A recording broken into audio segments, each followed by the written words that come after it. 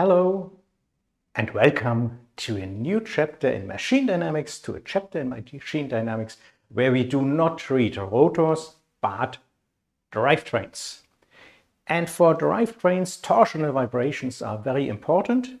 So what we have to do is we have to determine the natural frequencies of these drivetrains.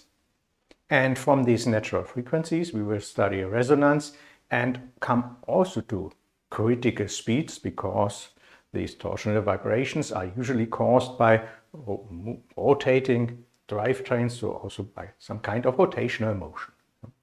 But there is one difference to what we did before.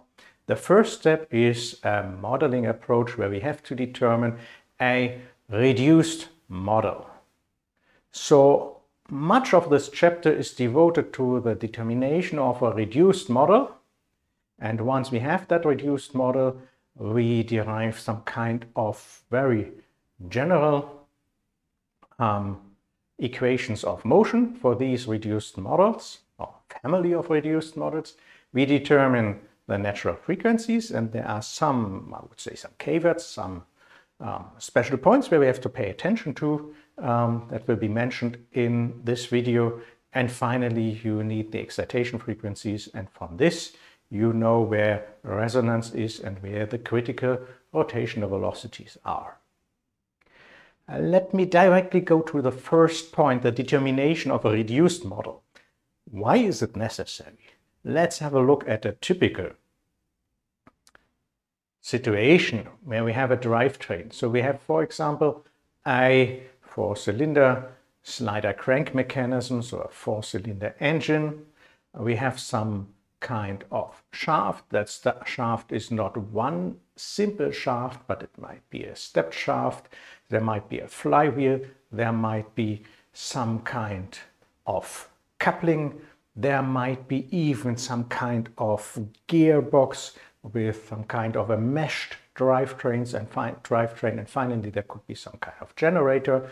So a lot of masses, a lot of different parts, components in this drivetrains, and perhaps also a lot of different situations with meshed drivetrains, for example. And the reduced model is already visible here. It's some kind of simple model which is composed by one single or plain shaft with several masses. And in the same way as for the Jeffcott rotor, what we want to use here is a kind of modeling with lumped masses, with lumped parameters or concentrated parameters, where the stiffness properties sit in between the masses, and the masses are located in some important parts, disks, whatsoever, that are assumed to be rigid and connected, flexible connected by, or elastically connected by some kind of shaft with a stiffness parameter C. And then what we have to do is we have to move from such a model to our simplified or reduced model in such a way that the dynamic behavior is the same. So we have to identify, we first have to define, of course, a reduced model, and then we have to identify its parameters. This is the task of reduced modeling. Let me start with the stepped shaft as an example. So on the left-hand side, you see that stepped shaft, 4 sections, for example, and each section has a different diameter. The shear modulus is the same for each part, and each part also has a different length. Here you can see this on top. There is one, for example, driving torque here, which is the same on the left and on the right hand side. Our reduced model now reduces this stepped shaft to one single shaft element that has a certain diameter d sub m and a certain length L sub m. And we want to determine this reduced model in such a way that it is dynamically equivalent to the previous one, to the more complicated one with the stepped shaft. How can we do this? what does dynamically equivalence mean in that sense? Well, if you think at about the final system, you would like to derive the equations of motion, and you can do this, of course, by classical Newton-Euler equations or D'Alembert, in the D'Alembert sense or whatsoever, but you could also use Lagrange's equation of second kind. If you do this, then you know that everything amounts to compute the Lagrangian action, so the difference between the kinetic and the potential energy. For our system, if we just consider the shaft, and as the shaft is assumed to be massless, no mass included here, but elastic, so we are looking for a torsional spring constant here, we are interested in the potential energy only. So from the difference, kinetic minus potential energy, we focus now on the potential energy, and what we want to have the same potential energy on the left-hand side and on the right-hand side, so for both systems. Well, then let's compute the potential energy on both sides.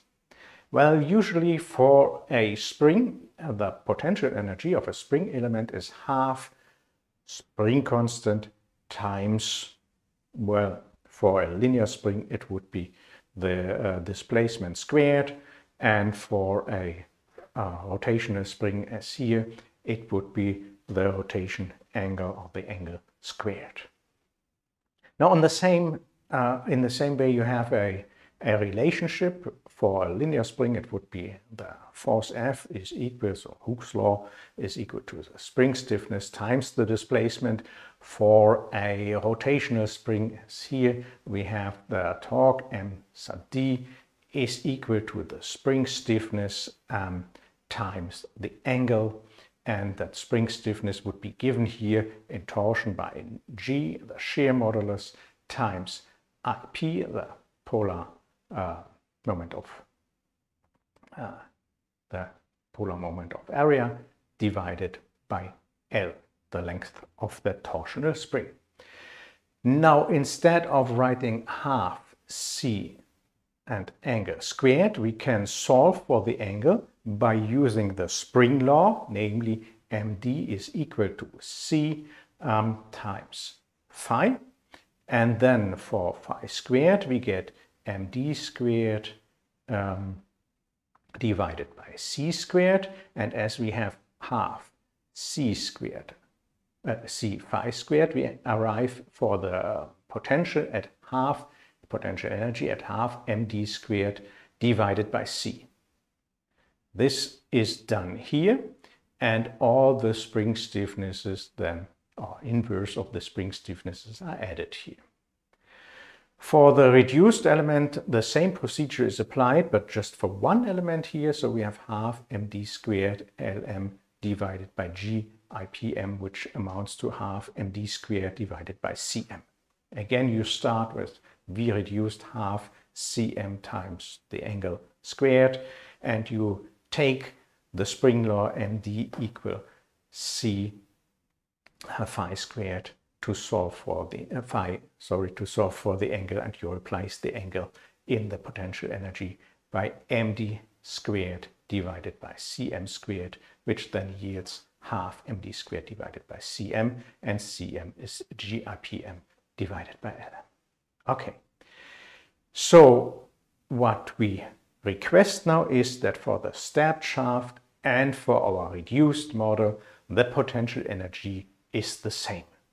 This leads to 1 divided by Cm must be equal to the sum of L sub I divided by G IPI, or the sum of 1 divided by C sub I, where C sub I are the individual stiffnesses of each element. Makes sense, because these are 4 springs in series, and this is the classical result to compute the equivalent spring stiffness of 4 spring stiffnesses in series, or 4 springs in series. So perfectly makes sense, the result. The situation is more difficult if you consider a crankshaft. also for the crankshaft, we would like to know a torsional spring stiffness in order to reduce such a crankshaft to perhaps one shaft, but the static behavior or the flexible behavior of such a crankshaft is much more difficult than that of a stepped shaft. It's a superposition of torsional motion due to the different forces here, of bending because the forces move act in lateral direction, and shear. So here, well, maybe I have to disappoint you a little bit. So it's not possible to draw any general conclusions by, I would say, some kind of analytic modeling, but what you need here is some kind of finite element model of the situation for that crankshaft under consideration. And so you need numerical simulation in order to determine for the given forces, unit forces, or whatsoever you want to have there. And maybe by making use of the superposition principle of everything is linear, but please check this, then compute the displacements, especially the torsion angle. And from that you infer a spring law for in torsion for this really complex situation here. So basically all I can say here is you need numerical simulation. Well, this is the part for the potential energy. So we considered the spring constant. We have a second task that is related to the kinetic energy, that is determination of the, I would say, rotational masses of the mass moment of inertia, because we are dealing with torsion here and with rotation and angular motion here.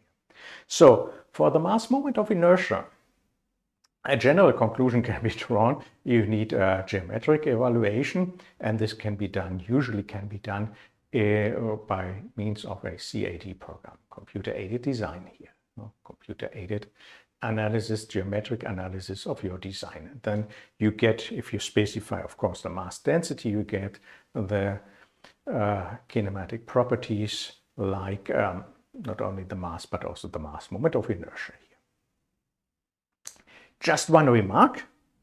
Again, if you look at the crankshaft, then due to the fact that the motion of the crankshaft is periodic but not harmonic, we will see this in the next chapter, in the next video, we have a time-dependent mass moment of inertia.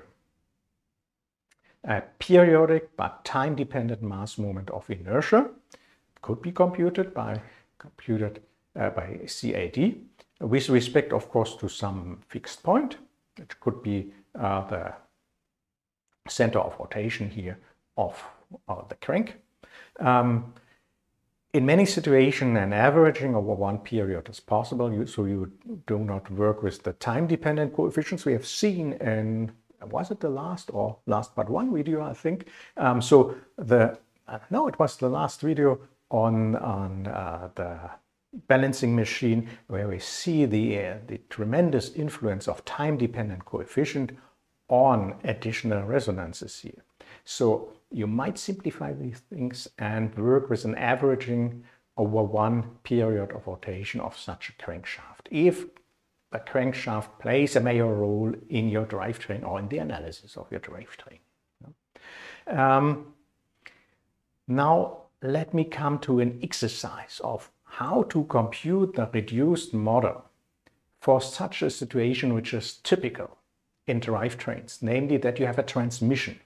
And as I said at the very beginning, that transmission situation can be much more complex than shown here. This would be, I would say, the elementary case of just having one transmission, but you can have, as I said, you can have several transmissions in parallel. You can join them together to get some kind of looped or even meshed shafts, and this would be just the simple analysis in order to show you in this exercise how the reduction of the transmission of a complex model works. On the left hand side there is a real system, on the right hand side is the reduced model, and keep in mind our reduced model is always built with one shaft, which is interrupted, I would say, by these masses which represent rigid parts, and here in this case they represent disks.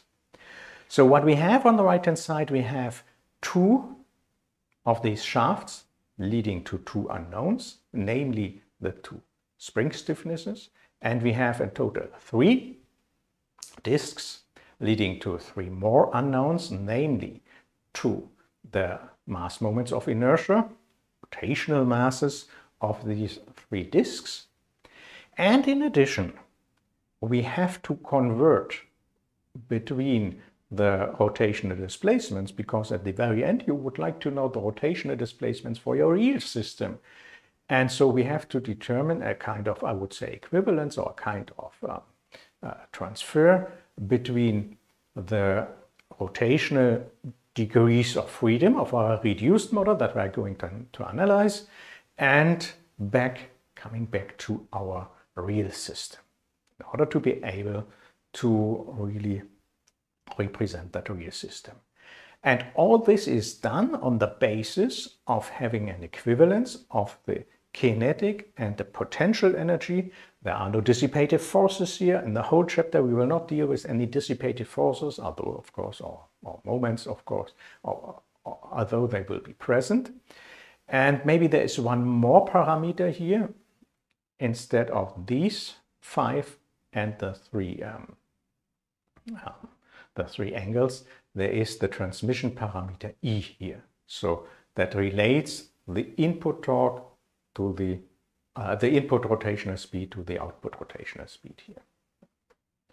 Okay, so just equivalence of kinetic and potential energy, but of course not only for the whole system, but for the part of each system. So we will consider part by part. For each rigid body, for each disk, we will consider the equivalence of kinetic energy and sometimes kinematic conditions in the second case for the transmission, and for the shafts we will consider the equivalence of potential energy. So let's start right away with the first part. So we start from the left to the right, and we start with the first disk.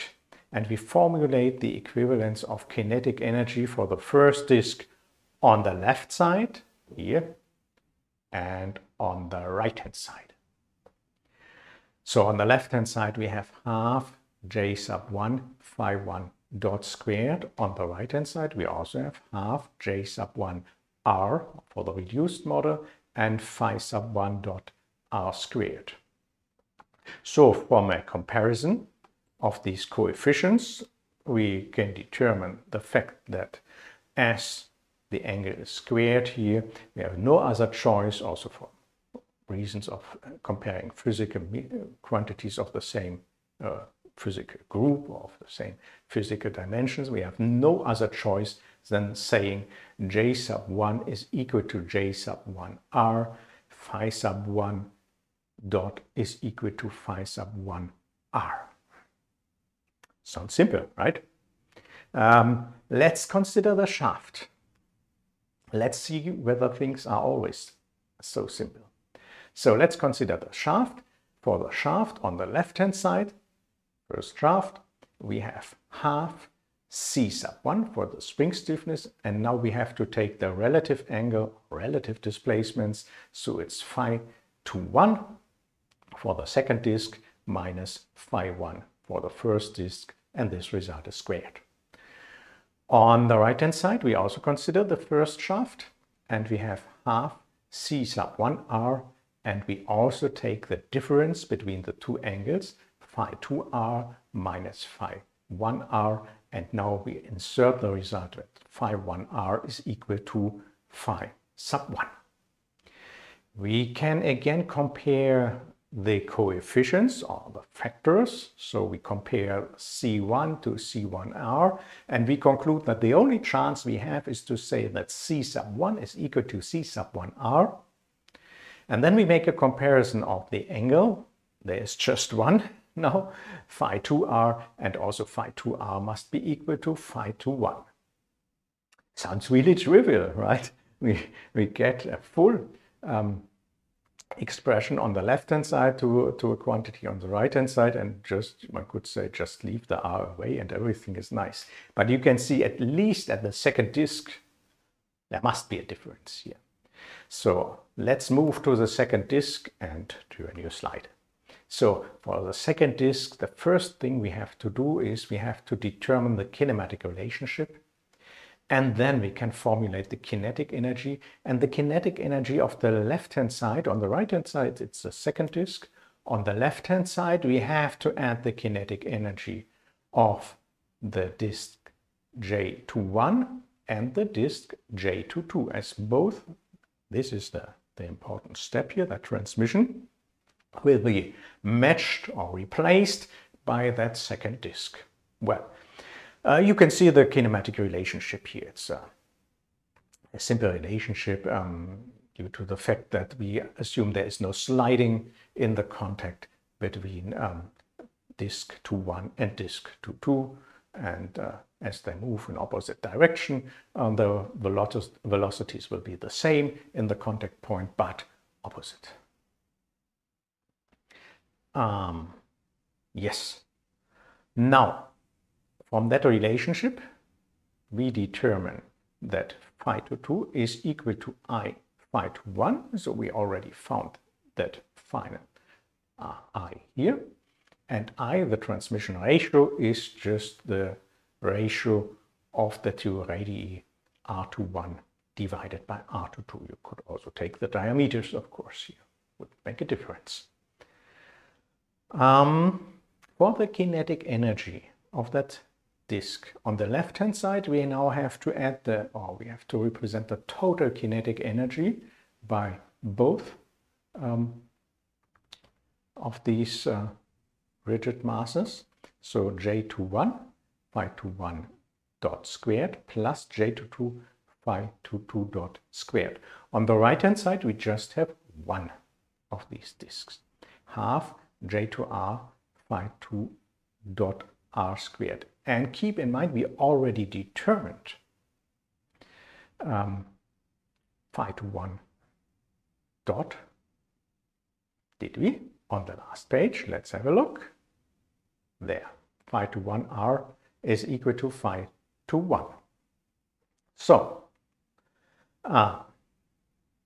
therefore, on the left-hand side, we can make use of the relationship here between phi to 2 and phi to 1 in order to represent the kinetic energy by just one angle, phi to 1, or angular velocity, phi to 1 dot squared. You can see that you then get a nice coefficient for the mass moment of inertia. On the right-hand side, we keep our notation with the unknown phi to R, and we can replace here phi to R dot by phi to 1 from the analysis of the potential energy, and you can see that this is really a must, that this is really necessary here, that this equation enforces again that phi to 1 is equal to phi to R. But the important thing is we are able, or we have determined here the second mass moment of inertia, or the mass moment of inertia of the second disk in the replaced or in the reduced model. Namely, J2R is equal to J21 plus J22 I squared. So it's not the same as J21 or J22, it's a sum, namely J2R is equal to J21 plus J22 I squared. Okay, and with this we can move further on, and we can move to the next shaft, to shaft number 2, and formulate the equivalence of the potential energy. On the left-hand side, we have half C2, so we also move here from the transmission to in between the transmission and the last disk. Half C2, difference of the angles phi 3 minus phi 2 squared. For phi 2, we insert our kinematic relationship to get phi 3 plus I phi 1 squared. And for our reduced model, we have half C2R phi 3R minus phi 2R, and phi 2R is now phi 1. This leads to an expression first that looks a little bit strange, right? You would have, if you just insert phi to 1 here, you would have phi to 1 here, but here you have a different sign, first of all, and then you have the additional I here. So what we have to do is we have to change the sign, which is possible because you square the whole expression. So the sign in front of phi sub 3 becomes negative. Then the sign in front of phi sub 1 is also negative. Then we have an equivalence of these two terms here in the parentheses. And we have to divide the whole expression here, multiply by I squared and divide by I squared in order to obtain here phi 3, an expression in the second term that is independent of I, as you can see here. So in such a way, it's possible to infer the unknown parameters C2R and phi 3R. In this format, it's not possible. You cannot compare directly C2R to, for example, say C2 here, and phi 3R to phi 3, because that term is not the same. Yeah? Therefore, it's necessary to bring it to the same basis for those terms that are already known, and then you can do the comparison for the other terms. Yeah? So in this way, you can read now the values of the reduced model, namely C2R of the parameters of the reduced model is equal to C2I squared, and phi 3R is equal to minus phi 3 divided by I. And this is now really, I would say, an interesting result, because even, for example, this negative sign here sounds a little bit counterintuitive, but if you look at the rotation sense here and there, then it makes sense, I would say. So from this comparison, we get C2R is equal to C2I squared. So the stiffnesses are not the same in both systems, and even the angle is in reverse sense. Phi 3R is minus phi 3 divided by I. There's just one computation to make, namely we have to determine the mass moment of inertia of the third disk. So again, we consider the kinetic energy. Now we consider the last disks in both systems. So we have half G sub R phi R, phi G sub 3 phi 3 dot squared on the left hand side. On the right hand side we have J R 3 phi R 3 dot squared. And now we can insert our expression for phi 3R. You see it's phi 3 dot squared divided by I squared. And now in this format, as we have the same angle on the left and on the right hand side, we can compare the coefficient in front of the angle, the factor in front of the angle, and we get J3R is equal to I squared J3. So with this, we have determined all the parameters of the reduced model, not only the mass moment of inertia and the two stiffnesses, but we have also found the relationship between the angles that we would compute in the reduced model and the angles in our real system, so that we can directly draw conclusions for our real system from the reduced model. Now suppose you have that reduced model, which would be a long shaft interrupted by these disks. And you want to get the equations of motion for that system. So we consider now the general system and we want to derive the equations of motion. Then I pick just two of these disks, two neighboring disks, and they get an index I and I plus 1 here. What you can see is a free body diagram. So we cut the shaft here, virtually cut the shaft. We note the shaft parameter C sub I for the rotational stiffness and L sub I for its length. Just to mention that it has a certain length here, of course. We have the mass moment of inertia, J sub I and J sub I plus 1. Determined, I would say, from a real system. So these are now the reduced model parameters without the R, just for simplification of the notation. So these are the parameters. The angles phi sub I and phi sub I plus 1 will be considered. There can be some kind of derived torques in a positive sense, m sub I and m sub I plus 1 for these two disks. And then we have the inner torque on the left-hand side, m index I minus 1, and the subscript T stands for this inner torque, so for torsion or whatsoever, so for the reaction torque. Then on the right-hand side we have MIT. In opposite sense we have MIT for the right disk, I plus 1, and on the right-hand side we have MI plus 1T. Now, here always positive and there in the negative sense, acting in the negative sense. For this inner torque you can already see the equation. We set the torsional stiffness and the difference, so the relative angle phi I plus 1 minus phi sub I. So these angles are always absolutely measured, so absolute angles. Okay, and now we want to derive the equation of motion, and this can be done just for one disk. So we take disk number I. The equation of motion is then obtained by a balance of torque.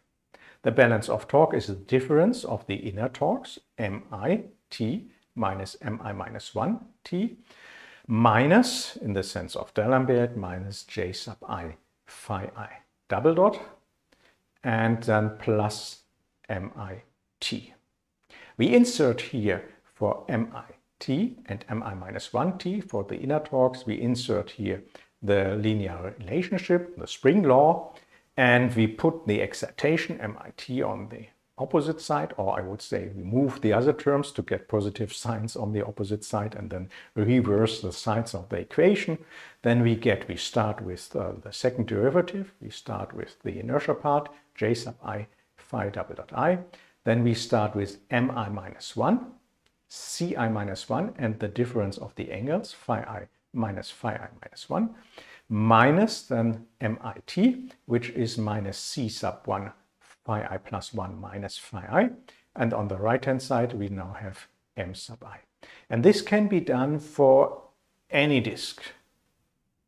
1, 2, 3, until n if you have n disks. There is maybe one thing where you have to pay attention to, and what we will discuss also further, is what happens at the very end. So for disk number 1 on the left-hand side and for disk number n on the right-hand side. Is there still some kind of shaft element or not? If there is no shaft element, then the stiffness C0, the stiffness Cn must be set to 0. If there is some kind of shaft element, then the question is, what is the angle phi I minus 1 on the left-hand side, for phi minus 1 on the left-hand side, and what is the angle phi n plus 1 on the right-hand side. This really depends on the boundary conditions, and we will have a closer look on these boundary conditions just in a few moments. Yeah? But this would be the general form of the equation of motion. It's a linear equation, it's second order, and it's a coupled equation, system of equations. You can see by the angles, by the relative displacements, these equations are fully coupled. So, what can be said about this equation of motion? Well, if you look at the free vibrations, then it's a homogeneous differential equation.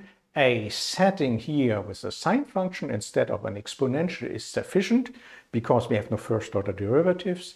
So a sub I sine omega t is sufficient, and you would get for the homogeneous problems, for the homogeneous differential equation, a homogeneous algebraic system for these amplitudes.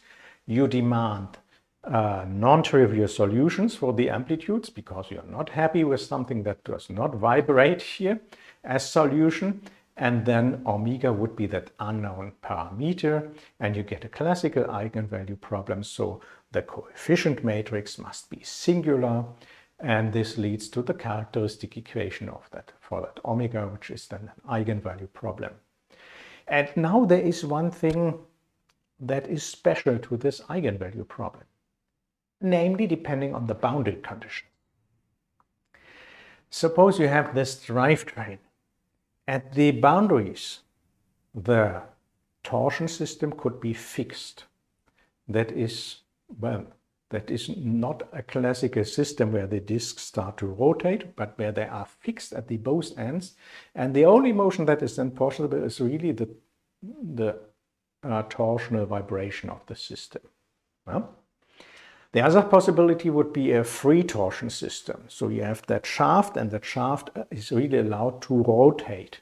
Yeah? So it's not fixed at the end, it's allowed to fully rotate, but you have that rotation motion, and then superposed is a torsional vibration.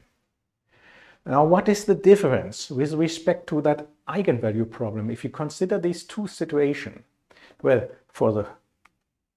start again with the fixed torsion system, the motion is prescribed, and you get a regular stiffness matrix, and the eigenvalue of the stiffness matrix are really related to these torsional vibrations only. There is no rigid body motion, no rotation of that torsional system possible because it's fixed. For the free torsion system, the ends are allowed to move freely. The stiffness matrix then is singular, and then a rigid body motion is possible. And from that rigid body motion, we will see that we get an eigenvalue that is equal to 0. So I guess that this first case, the fixed torsion system, the analysis is known to you. We have seen similar analysis for the bending vibrations. So therefore, I would like to skip this step, but show a simple example of a free torsion system and do the free vibration analysis and show to you that the rigid body motion is indeed possible, that we get indeed a 0 eigenvalue, and that the stiffness matrix is singular. Yeah? And the simplest system is a 2 degree of freedom dumbbell, I would say, system. Yeah? So we have two masses here. They are connected by a spring with stiffness C, torsional spring with a stiffness C. And on both ends, the system is free to move. The equation of motion, which can be obtained from our general equation by setting C sub 0 and C sub 2 to 0, is the following. We get J sub 1, phi 1 double dot, plus, then we have the difference, phi sub 1 minus phi sub 2 equal to 0. And for the second equation, you have J2 times the angular acceleration of angle phi 2, and then you get minus C1 phi 1 plus C phi 2, or you could say C phi 2 minus phi 1. And this is also equal to 0 because we consider no external excitation. We are interested in the homogeneous differential equation in order to study the eigenvalues. What you can easily see from that stiffness matrix is that it is singular, because the two columns or two rows, whatever you want to take, they are clearly linear dependent. Namely, you multiply the second row by -1 and you get the first row. So this is clear. We have a singular stiffness matrix. Now let's look at the eigenvalue problem. The eigenvalue problem is obtained, as I said, by making the setting ansatz a sub 1 sine omega t, taking twice the derivative, inserting it for the angular acceleration, the second derivatives, inserting these functions here for phi sub 1 and phi sub 2, and finally we get c minus j sub 1 omega squared minus c1 minus c minus j sub 2 omega squared a1 a2 equal to 0. And for non-trivial solutions, that coefficient matrix must be singular. I can tell you already know that I see one eigenvalue, and maybe you also see it. Due to the fact that the stiffness matrix is singular, if you set omega equal to 0, you switch off the effect of the inertia and you get a singular coefficient matrix because the stiffness matrix is singular. Yeah? So it is clear that omega equal to 0 must be one eigenvalue. And as this second 2x2 system has just 2 eigenvalues, we determined already half of the eigenvalues of the system, at most 2 eigenvalues. We already determined one of these 2 eigenvalues. But the other one can be obtained from the characteristic polynomial, namely from setting the determinant of that coefficient matrix equal to 0. So this is again the coefficient matrix. We take the determinant, and if we compute the determinant, then we get a leading term, which is 4th order, omega squared times omega squared, and j sub 1 times j sub 2. We get a term in omega squared, which is composed by c times j2 and c times j1, both with negative sign. And then we would get a term that is independent on omega, but this would amount to the determinant of the stiffness matrix again. And the determinant of the stiffness matrix is 0, and you can easily check this. If you want to multiply it, you see it's c squared. And on the off-diagonal term, you also have c squared, but as these are the off-diagonal terms, you take them into account with a negative sign. So you have c squared minus c squared, and this amounts to 0. So this is the characteristic polynomial. You will set it to 0 in order to determine its roots. And again, you see clearly that there is one root related to omega equal to 0. And the other one is obtained by solving that equation here, the second factor here, for omega squared, which is then omega 1 is equal to 0 and omega 2 is c j sub 1 plus j sub 2 divided by j sub 1 and j sub 2, and you take the square root. You would get this with a positive and a negative sign, but as we are dealing here with frequencies which are just interested in the positive sign here. Okay, now how can we interpret these eigenvalues? Well, in order to interpret the eigenvalues, we have to understand the motion. And in order to understand the motion, we have to compute the eigenvectors here. So let's compute eigenvectors in the next step. This was our system that becomes singular if we insert the eigenvalues here for omega 1 equals 0. So as the system becomes singular, it's sufficient to study just one of these 2 equations. We get for the first equation c times a sub 1 minus c times a sub 2. So a sub 1 must be equal to a sub 2. And for the second term, well, you insert the square root of c j sub 1 plus j sub 2 divided by j sub 1 and j sub 2 also into the first equation to get c minus c j sub 1 plus j sub 2 divided by j sub 2, a1 minus c a2. So finally we could represent the first eigenvalue, if you normalize them, that the first component should be 1, for example, by the vector 1, 1, a sub 1 equal a sub 2.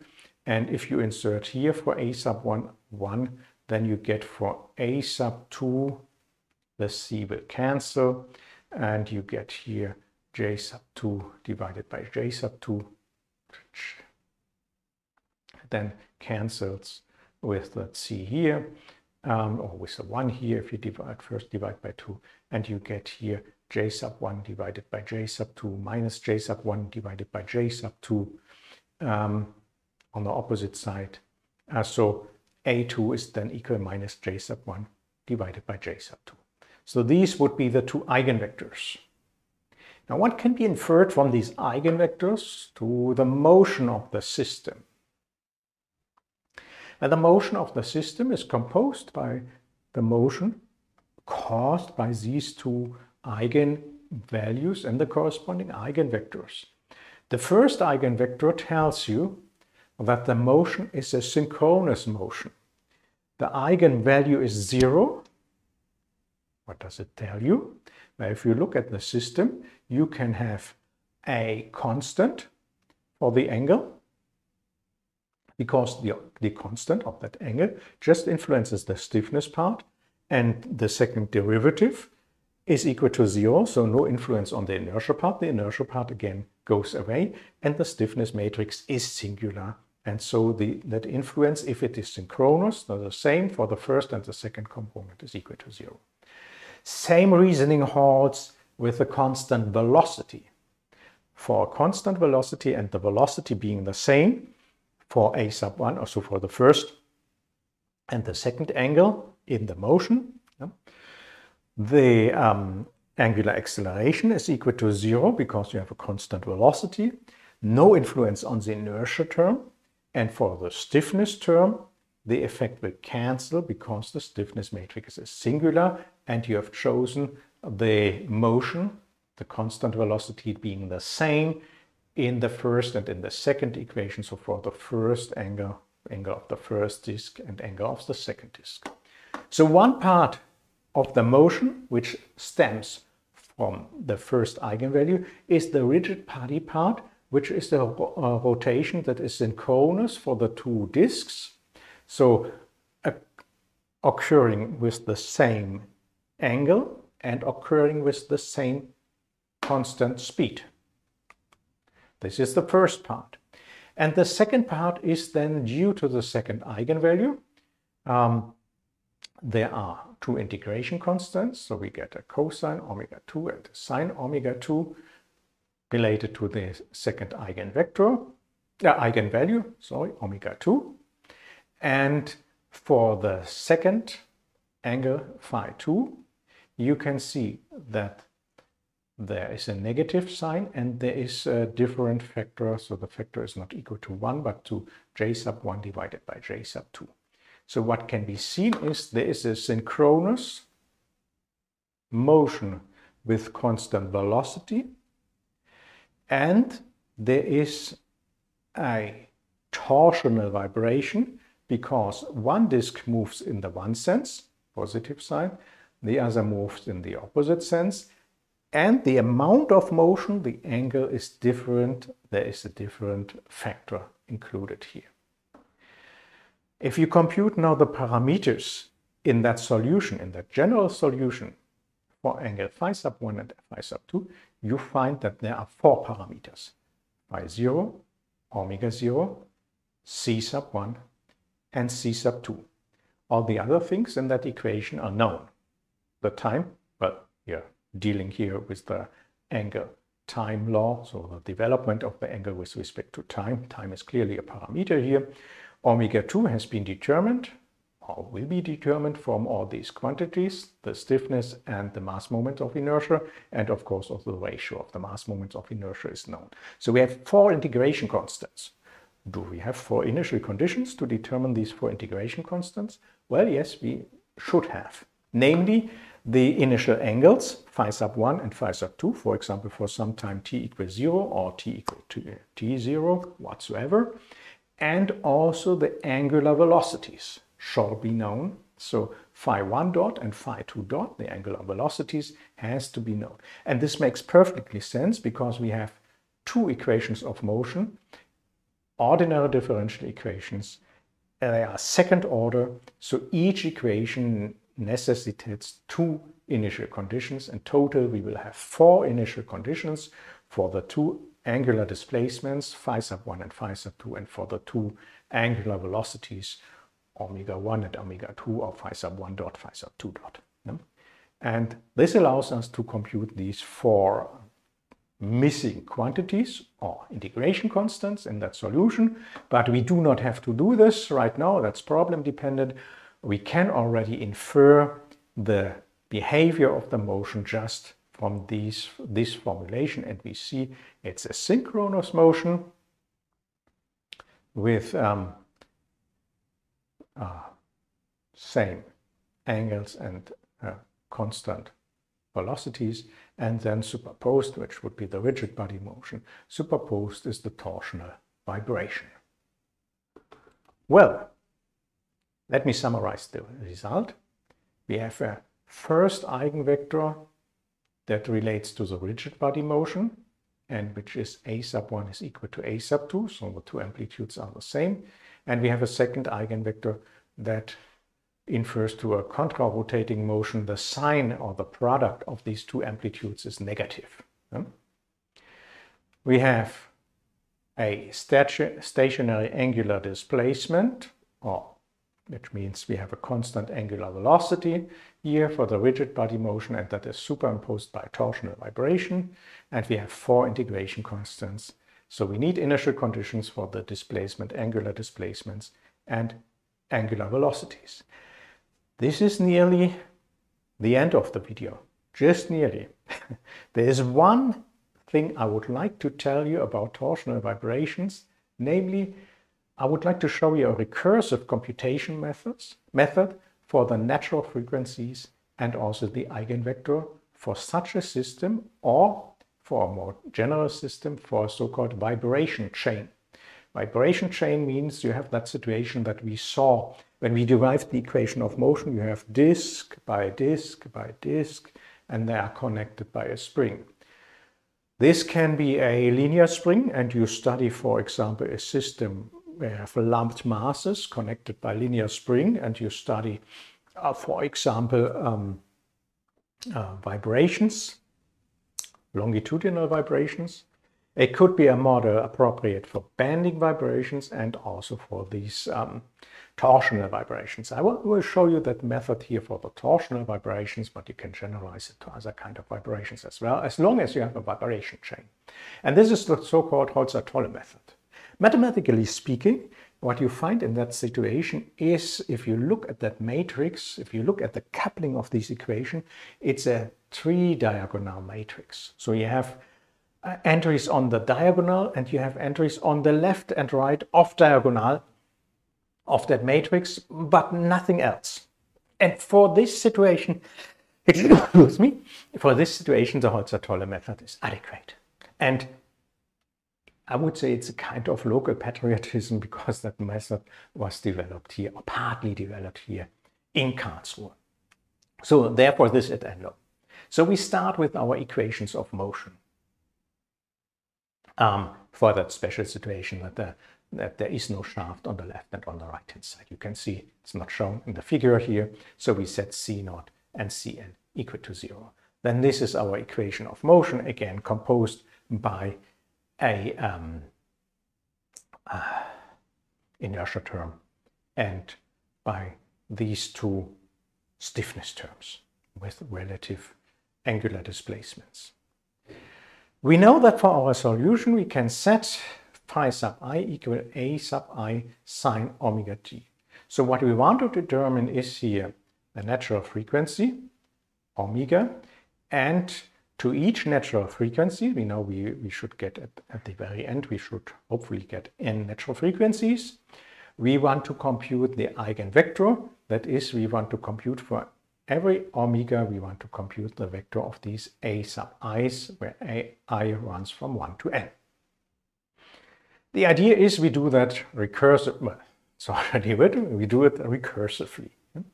By approximation of the omega, so we start with an initial guess for that value of omega. Then we compute the a sub i's. So the first task is, if we have such a guess of omega, let's call it omega tilde. We compute recursively the corresponding eigenvector. And of course, then we have that pair of omega and their eigenvector, so of candidates for the eigenvalue and the corresponding eigenvector, but we aren't sure whether this is a good guess, right?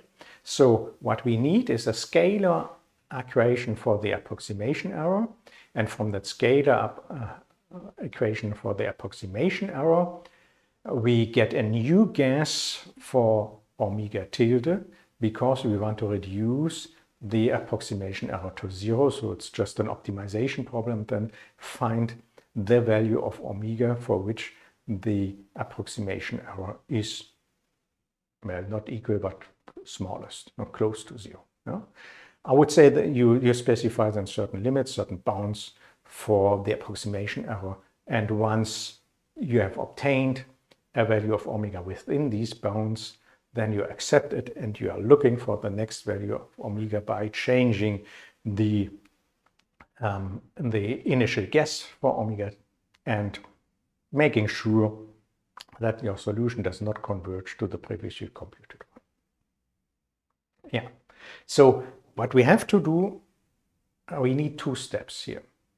The first one is, how do we compute recursively these a sub I tilde, knowing omega tilde, and what is the scalar equation for the approximation error? So let's do this task by task. On the next slide, we start with the equation of motion here. We insert our setting. Phi I is now equal to a sub I tilde sine omega tilde t. And what we get is the algebraic equation in this format. As we want to obtain the eigenvector, the omega tilde is, so to speak, our input here, but we want to compute our eigenvector recursively, starting with the lowest term for I, so I equal to 1, for example, where we could set a sub I equal to 1 to 1 for normalization reasons. So we already start our recursion here with the given, started with the given value for a sub 1. And then the question is, how do we compute a sub, in this case, I plus 1, with a formula that depends only on values of the eigenvectors for a lower index I here. So ranging from a sub 1 tilde to a sub I tilde, but not including a sub I plus 1 tilde or even higher values of a tilde I. So that can be easily done if we start with the ith equation here and we solve that ith equation for a sub I plus 1. You get a sub I tilde minus omega squared j sub I divided by ci, a sub I tilde plus ci minus 1 divided by c, a sub I tilde minus a sub I minus 1 tilde. In principle, I could stop here with that recursion and could say, well, then compute all these values recursively, store them, and then take them here. But it's also nice to now insert here at that position the next equation of motion. So let's transform that result. Well, what makes sense is to look at this stiffness term, which is the inner torque, which must appear as a reaction inner torque in the next equation. So we take that inner torque, we take the next equation, so just formulated that this inner torque is on the left-hand side, then you get a negative term here for the stiffness term, negative minus j sub I minus 1 omega squared ai minus 1 tilde, plus the other reaction term ci minus 2 a sub I minus 1 tilde minus a sub I minus 2 tilde. And you can now do the same with that equation, taking another equation of motion until the very end. What would you get then? You would get another inertia term. And you can easily guess how it will look like. It will look like minus ji minus 2 omega tilde squared and then a tilde I minus 2. And finally you come to the point where you have C naught and that term is 0, and then you get a sum of these inertia terms.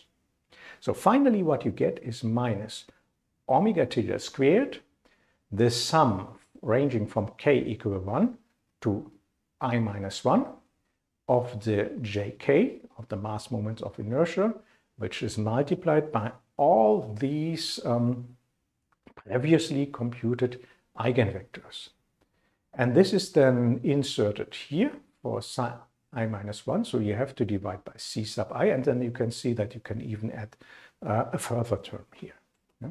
So finally, what you get is, we had that equation, we have for the reaction torque here, we get a representation just by inertia terms, and we insert this equation here, add then that further term, and get a tilde I plus 1 is equal to a tilde I minus, so one could say a correction or difference term between these two, which is then omega tilde squared divided by c sub I, as you can see in both terms, and then its a sum running from k equal to 1 now to I instead of I minus 1, because we take this term into account, and we get j sub k a tilde k.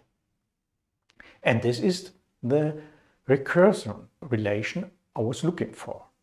So this allows me to compute the eigenvector recursively by knowing that for k equal to 1, so for I equal 1, I set a tilde 1 equal to 1 in order to normalize that eigenvector. And then I compute a tilde 2, and from that a tilde 3, and so on, by making use of that recursive algorithm here. That's nice. So basically now we are at the point where we have our initial guess for omega. We do have a guess or a candidate for the eigenvector, but we do not know the quality of that guess. How could we check this? Well, in order to check the quality of that guess, I would like to have one equation, a scalar equation, that governs, of course, the omega tildes and also the eigenvectors. How could this be obtained? Think again of that vibration chain. What is the characteristic of that vibration chain? It has some masses or rigid bodies, and they are connected by springs in such a way that you have a chain, that you have a 1D element. So that 1D element is composed, if you write down the equations of motion, you get inertia terms, of course, for each of the rigid masses, and for each of the connection springs, you get the restoring forces. But the restoring forces, they are, of course, governed by Newton's third law. They are governed by the fact that action must be equal to minus reaction. So if you would add all these equations of motion, the restoring force terms have to cancel. And as we are considering only the homogeneous differential equation, there is no external excitation that adds up perhaps or does something. No, what remains is only the inertia term, or the sum of all the inertia terms. So by adding up all these equations of motion, you can check this with our general equation of motion here. If you would add up all these equations of motion, you will find that the restoring force terms cancel each other, because these are the inner terms coming from cutting, virtually cutting, of course, the springs or the shafts, and therefore these effects have to cancel, and we get the sum of all the inertia terms, and this must be equal to 0 because there is no other counterpart that acts against it, I would say, or balances it. Yeah? So what we feel is, what we have is that the sum of all the inertia terms is equal to 0. And now let's insert for phi I double dot just our setting, divide by the sine omega t, and we get minus omega tilde squared in the sum from I equal to 1, running from I equal to 1 to n, of the mass moments of inertia multiplied by the components of the eigenvectors. Or one could say that the components of the eigenvectors are weighted by their mass moment of inertia, and then the whole sum is again weighted by the rotational speed, or by the eigen value that you assume here. So you could divide by omega tilde squared, and then you see that the sum, the weighted sum of the eigenvectors, has to be equal to 0 in order to be a meaningful candidate of that eigenvalue omega tilde. Well, and this is the end of the algorithm. So basically the algorithm is represented by two parts. The first one is by recursion, that allows you to compute all the components of the eigenvector from the initial guess omega tilde. And the second one is a computation of the approximation error, then by doing the sum over all these computed components and weighting them by j sub I. And this is that algorithm, and all you need is then some kind of optimization procedure that you have available in MATLAB, for example, optimization procedure, or an algorithm that is looking for a zero of this equation. So you just specify an equation, that recursion formula and that scalar equation in a function or submodule of your program, and then you ask MATLAB or whatsoever to compute zeros of your program function. And then you get all the eigenvalues and the corresponding eigenvectors in a nice recursive way. And keep in mind, this can be done not only for torsional vibrations, but for vibration chains in general. So this is the end of, I would say, a small chapter on torsional vibrations, not as long as the bending vibrations that have much more aspects. And now there's just one last video and just one move to do, namely from these harmonic vibrations and from these harmonic excitations to periodic motion, namely to the slider crank mechanism. And the slider crank mechanism will be analyzed in detail in the next and the last video of this course. Thank you very much for watching that video, and see you next time. Goodbye.